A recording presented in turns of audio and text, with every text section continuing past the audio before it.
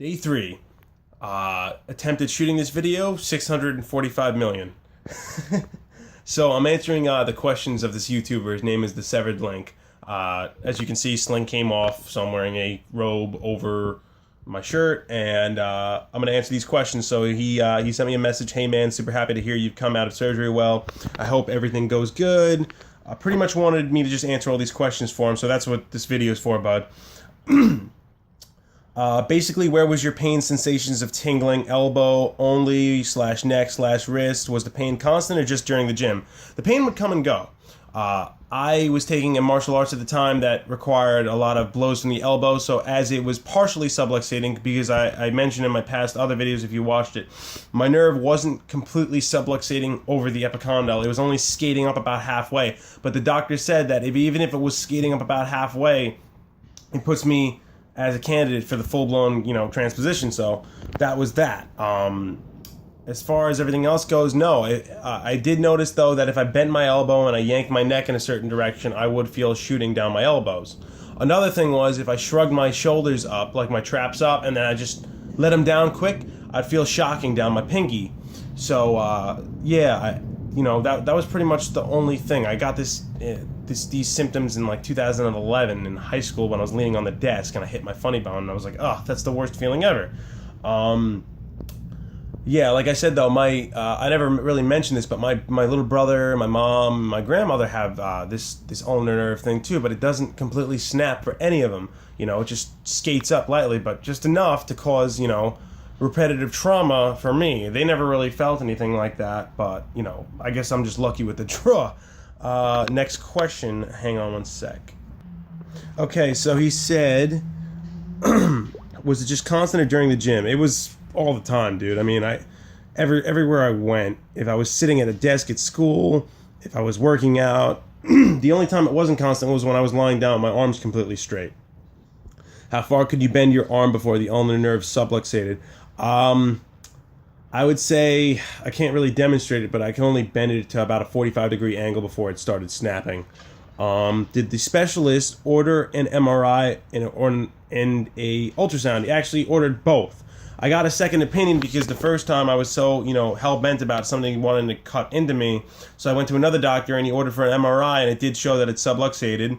And the ultrasound I got again right before the surgery because the surgeon wanted a second ultrasound. This guy was really invested in having a plan before he cut into me. This guy was really good. I really urge you to get a specialist. My specialist's name was Dr. Glenn Teplitz. He works in Winthrop University Hospital. He's an upper extremity doctor. Do not go to a regular general surgeon for this. Go to a specialist. I'm telling you. You want somebody who specializes from the shoulder all the way down to your hand. Do not go to some, rickety regular quack doctor for this. You want somebody good. Next question. Okay, so he said, did you have a nerve conduction test? So I'm sorry, study done. What were your results? It weren't terrible. They weren't the best. They found that from my elbow down to my hand, my nerve was perfect, but from my shoulder down to my tricep, like where the nerve breaks at around the elbow, it was terrible. So it was less than average for that. Nerve conductivity tests, it depends on the trauma to the nerve. I mean, it's the luck of the draw there. I mean, you gotta just, I guess, go with the flow and see what's going on with it. I mean, you can't really tell until they do the whole EMG study on you, honestly. He said, the doctors I've seen so far basically all say that they will only operate if it's bothering me daily, as the risks involved outweigh the potential benefits. See, now, I've heard of that too, but I've looked at the success rate for this surgery. It's about like a 98% success rate or something like that. So I don't know what they're talking about with that. Like I said, go to a specialist, dude. Do not go to some regular mumbo-jumbo doctor for this. You want somebody good. Like the guy that I went to, my mother found for me. This guy's known for like reconstructing infants' elbows after they've been shattered and stuff. I mean, this guy's really good. So go to somebody good. Even if it means flying out of the fucking state. Do what you gotta do, Kind of sucks as my symptoms typically only flare up from gym. However, my nerve subluxes every day from flexion movement. It seems to be really unstable and floppy where it sits around the triceps. Dude, if it's subluxating, it won't go away by itself. All right. I mean, I've seen videos online of therapy you can do. I use KT tape. I thought I could stop it.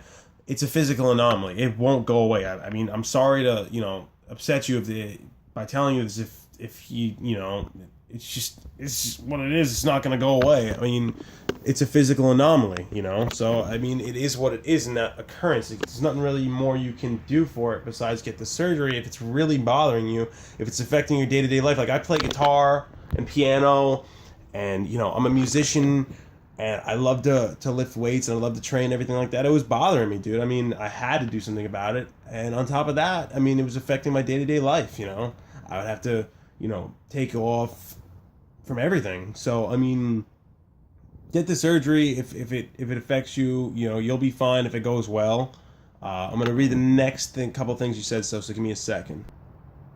Okay, so the next thing he said was, what were the causes of having a flattened nerve? Basically, for those of you watching, my response to this was pretty much my nerve had went through a shit ton of trauma. I mean, I was taking a martial arts at the time that it was KFM. It involved elbow swings. I was hitting hard shit with my elbows, not realizing that I was damaging the nerve.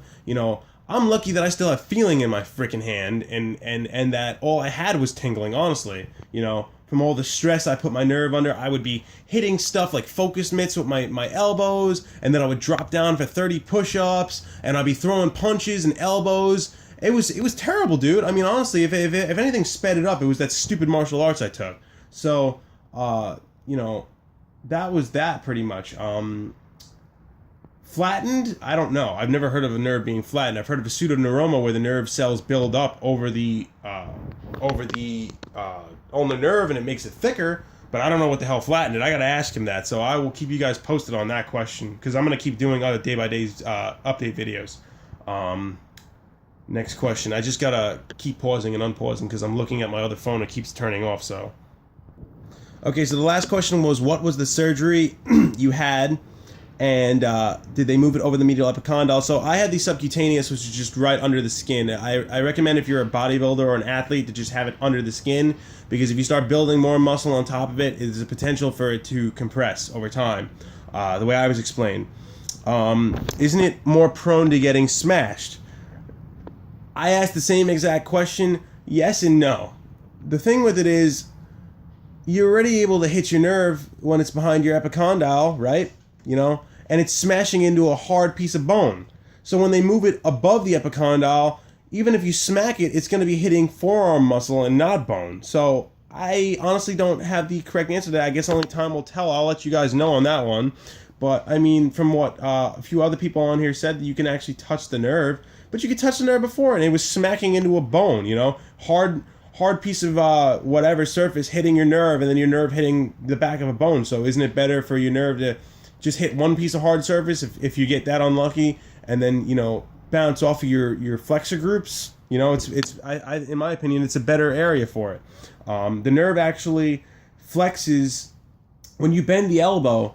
It stretches. The nerve stretches 2 to 3 inches, if I'm correct, based on what I've read, around your bone, if you're not having subluxation. So when they move that over the epicondyle, it actually gives that nerve more room. Not room, it's just, it doesn't have to bend over a bone anymore, so it has like 2 inches of extra nerve that kind of like squiggles up when you bend your elbow back and forth, so it's more prominent for blood flow. I think you had one more question on here. I'm just going to pause again and then I'll answer that. Yeah, you wanted to know if it had a possibility of sliding back over the medial epicondyle again. Obviously, with any procedure, if you don't give yourself the time to heal, yeah, it could slide back. Chances of that happening, though, you know how your body kind of adjusts once it gets used to a certain situation. It's like orthotics for a shoe. I have custom orthotics for my shoes. Over time, your feet get used to those orthotics pushing your heels back up because I have flat feet. It's the same principle with the human body. Once it gets used to being in a certain spot, it's not going back. It's sutured between skin and muscle tissue and tendons. So it shouldn't slide back. Once it heals, it's gonna be there forever. I mean, I spoke to my doctor. He said, the only thing you got to worry about is when you're 40, 50, 60 years old down the line, make sure nobody pokes at it with a freaking needle, by accident, going for like an IV or something like that, which is highly unlikely. So, it shouldn't. They've been doing this thing for years. They've been doing this procedure for years now, and they pretty much got it down to the line where it's taken a turn for the best, honestly, dude. I mean, you'll be fine. Trust me on that. If it really affects your day-to-day life like it was me, I would wake up in the morning, dude, I'd be ready to go to the gym, and then I'd come back home and my elbows would be on fire, dude. I'd go to work at where I worked at a grocery store at the time, and I'd be lifting boxes on fire, Iced it every day, took supplements, did conservative therapy for like a year. I mean, I had this for like 5-6 years, all sorts of different things. It won't go away by itself. It won't go. People saying that it's a muscle imbalance, it's a flexor imbalance. It's a physical anomaly, man. I mean, doctors can't even figure out why it happens. And I've never heard of anybody ever in my life talking about, oh, I got my ulnar nerve to stop subluxating because I did certain exercises. If you have it and it's snapping, what's the point of yanking it more, trying to get it to stay in one position? Just go. I mean, if you really think you need it and your doctor thinks you need it, then go for it. Like me, I honestly didn't think I needed it. Like the day before my surgery, 3 days ago, my nerve, there was no tingling in it whatsoever. There was no pain in it whatsoever. And I said, maybe I don't need this. And then when he cut into me, he said my nerve was flattened like a pancake. So you don't even know, dude, until they cut into you. So, it's just luck of the draw. I mean, you could have the most adverse reactions from it, and you might not, So it is what the hell it is. But this is day 3, so I'm doing pretty good. Hands a little bit tingly, but, I mean, they move my nerves, so that's comes with the territory. It's like somebody constantly smacking it during the whole procedure. They're picking it up, moving it around, suturing it in place. It's got to get used to the new position and everything like that. But I feel fucking great, honestly, man. My hand feels great. So, the nerve block is pretty much the whole ordeal with as to why my hand still feels kind of tingly and everything like that. But it will go away over time. You have to give it time. He said no lifting anything for 6 weeks. I'm gonna give it 8. He said no bodybuilding for a while until I'm cleared for it. I'm gonna let him clear me for it, and then I'm gonna strengthen my hand back up and my forearms back up so well, a month or 2 before I go back, and then I'm gonna start real light and real slow when I go back. Do not jump back into it. Do not go back to work too soon because you will really screw it up. It's something that has to heal. Like I said before, it may seem healed on the surface, but underneath it's still healing those superficial, very fine tissue cells and muscle cells. So let it heal. Eat a lot of food, get a lot of rest, drink a lot of water, take your medication, and you will be fine. And get a good surgeon. Do not get some dude that has a bad rep for this. Get somebody who's good. So that's all I can say for now. The severed link, this video was pretty much for you. So I hope you watch this, and I hope it encourages you. And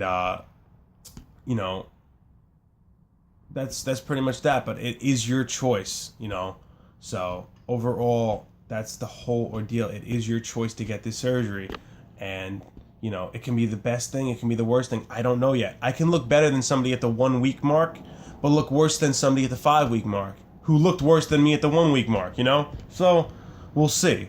So, that's that. I'll keep you guys updated every single day, I promise. And, I'll see you from there. Because I know there's not a lot of videos on this. Even the people that did the recovery videos, they didn't really do a lot of them. So, it's not very informative. So I'm going to be the first guy to be really informative about this. So I hope I'm helping somebody out there. And that's that. So I'll keep you guys updated.